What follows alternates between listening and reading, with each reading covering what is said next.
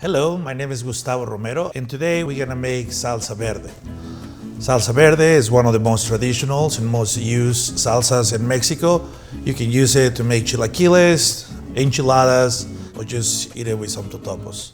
Today we're gonna use tomatillos, the green tomatoes, serrano chiles, a little bit of garlic, and some onions. We're just gonna add it into a pot with water. I like to cut my vegetables so they cook faster, except for the tomatillos, and I'm gonna show you why in a second. We're gonna put it to boil. We're gonna chop the cilantro so we have it ready. All right. As we keep boiling it, we're gonna see the tomatillos changing in color, starting to look a little more yellow than green. We want it like that because we want it to be cooked, but we want to keep all the acidity inside the tomato. So we want it to still be fresh, but cook at the same time. And the onions and the garlic are cooked enough so they will not be as strong as we make our salsa.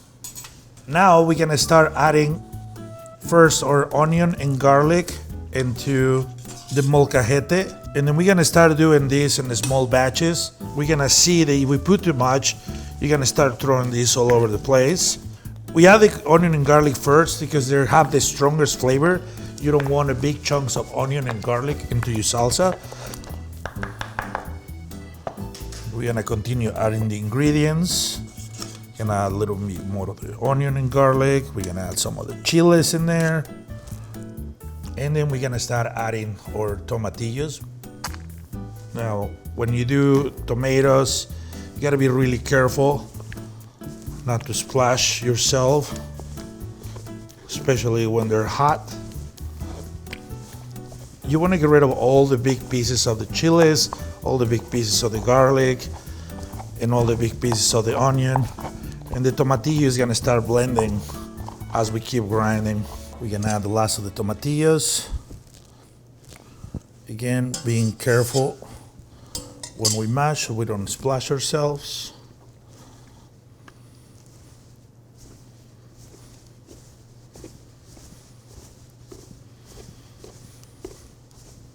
All right, at this point we add our seasoning. Obviously we're gonna season salt and pepper.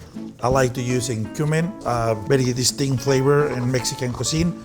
And I like to use coriander because it balances the flavor and it stops the heat on the salsa.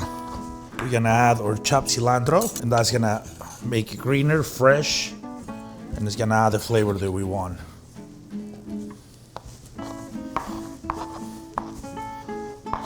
And finally, a trick that my mom teach me, we always add a little bit of oil in the end of the salsa. This prevents the tomatillos to clump up, and it makes it lighter.